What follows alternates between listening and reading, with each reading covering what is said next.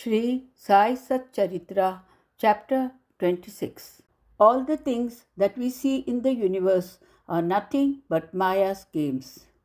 The creative power of the Lord, these things do not really exist. What really exists is the real absolute. Just as we mistake a rope for a garland or a stick for a serpent in the darkness, we always see things as they outwardly appear and not as what underlies all those visible things. It is only the Sadguru who opens the eyes of our understanding and enables us to see things in their true light and not as they appear. Let us therefore worship the Sadguru and pray to him to give us true vision, which is God's vision. Hemant Pant has given us a novel form of worship. Let us, he says, use warm water in the form of tears and joy to wash the Sadguru's feet. Let us besmear his body with the sandal paste of pure love. Let us cover his body with the cloth of true faith. Let us offer 8 lotuses in the form of our 8 sattvic emotions and fruit in the form of a concentrated mind, and let us apply to his head bukka in the form of devotion and tie the waistband of bhakti and place our head on his feet. After decorating the Sadguru with jewelry in this way, let us offer our all to him and wave the fan of devotion to ward off the heat. After such blissful worship, let us pray thus: introvert our mind, turn it inward, help us to discriminate between the unreal and the real, and attain non-attainment for all worldly things, and thus enable us to attain self-realization. We surrender ourselves, body and soul, to you. Make our eyes yours, so that we shall never feel pleasure and pain. Control our body and mind as you wish. Let our mind attain peace at your feet. Once it so happened that a devotee named Pant, a disciple of another Sadguru, had the good fortune of visiting Shirdi. He had no desire to go to Shirdi, but man proposes one way and God disposes the other. He was traveling in a train where he met many friends bound for Shirdi. They all asked him to accompany them and he could not refuse. They alighted at Bombay while Pant got down at Virar. There he asked his Sadguru for permission to go to Shirdi, and after arranging for the expenses, left with his friends for Shirdi. They all reached the place in the morning and went to the masjid at about 11 a.m. Upon seeing the concourse of devotees assembled for Baba's worship, they were all pleased. But Pant suddenly had a fit and fainted. They were all frightened, but they tried their best to bring him to his senses. With Baba's grace and with pitchers of water poured over his head, he regained his consciousness and sat upright, as if he had just been awakened from deep sleep. The omniscient Baba, knowing that he was disciple of another Guru, assured him fearlessness and confirmed his faith in his own Guru by addressing him as follows: "Come what may, stick to your bolster and always remain steady and in union with him." Pant at once knew the significance of this remark, and thus he was reminded of his Sadguru. He never forgot Baba's kindness in this regard. There was a gentleman named Harishchandra Pitale who lived in Bombay. He had a son who suffered from epilepsy.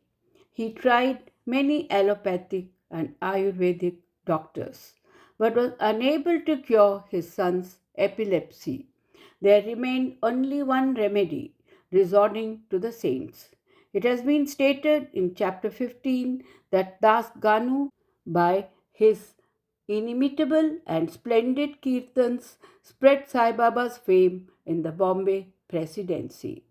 Mr. Pitale heard some of these kirtans in 1910 and learnt therefore from others that Baba, by his touch and mere glance, cured many incurable diseases.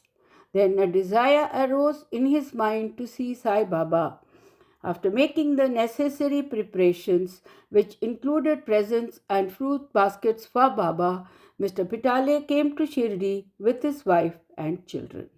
He then went to the masjid with them, prostrated before Baba, and placed his sick son at Baba's feet. As soon as the child was placed before Baba, the child immediately rolled his eyes and fell down senseless. His mouth began to foam and his whole body began to perspire profusely, and it seemed as if he had breathed himself out. Seeing this, the parents became very nervous. The boy used to get such fits very often, but this fit seemed to last much longer. Tears began to flow ceaselessly from the mother's eyes, and she began to wail, crying that her condition was like that of a person who, being afraid of robbers, ran into a house which collapsed on him, or like a cow who, fearing a tiger, ran into the hands of a butcher, or like a traveler who, being tormented by the heat of the sun, took refuge under a tree which fell on him. Then Baba comforted her, saying, "Do not wail like this. Wait a bit and have patience. Take the boy to your lodging. He will come to his senses within half an hour." They did as directed by Baba and found that his words came true. As soon as he taken to the Vada, the boy recovered, and the whole Pitale family was very delighted, and all their doubts disappeared. Then Mr. Pitale came with his wife to see Baba and prostrated himself before Baba. He very humbly and respectfully sat shampooing Baba's legs, mentally thanking Baba for his help. Baba then smilingly said, "Aren't all your thoughts, doubts, and apprehensions calmed now? The Lord will protect those who have faith and patience." Mr. Pitale was a rich and well-to-do gentleman. He distributed sweets on a large scale and gave Baba excellent fruits and pan. Mrs. Pitale was a very simple, loving, and faithful lady. She used to sit near the post staring at Baba with tears of joy flowing from her eyes. Seeing that she had amicable and loving nature, Baba was very pleased with her. Like God, saints are always dependent on their devotees who surrender and worship them with their heart and soul. After spending a few happy days in Baba's company, the Pitale family came to the masjid to ask for Baba's leave.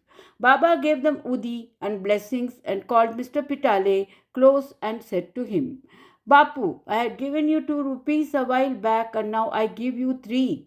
Keep these in your shrine for worship and you will be benefited."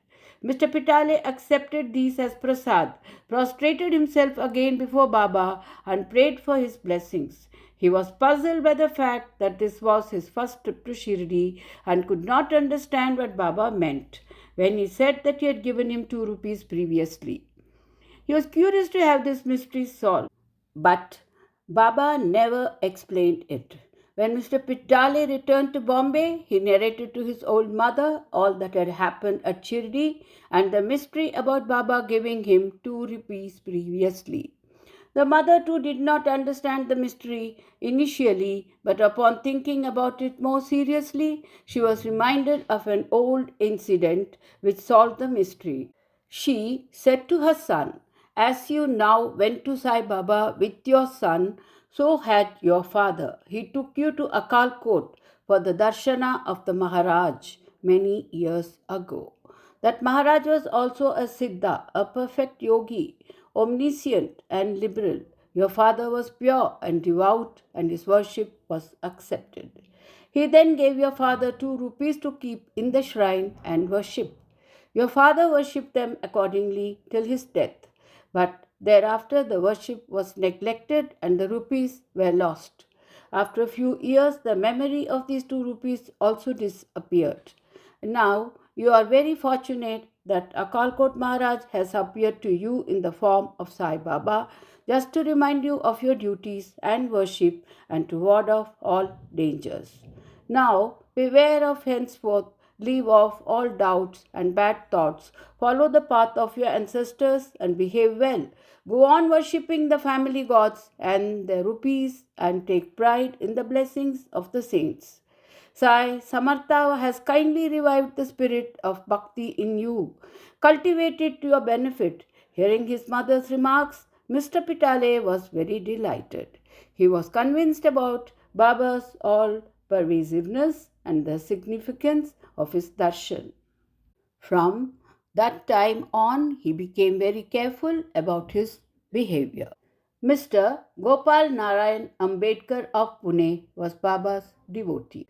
He worked for 10 years in the Abkari department in the Thana district from where he had to retire. He tried to get another job but did not succeed. He was overtaken by other calamities and his condition grew from bad to worse. He endured 7 years in this condition, visiting Shirdi every year and placing his grievances before Baba. In 1916, his situation got to its worst point and he decided to commit suicide in Shirdi.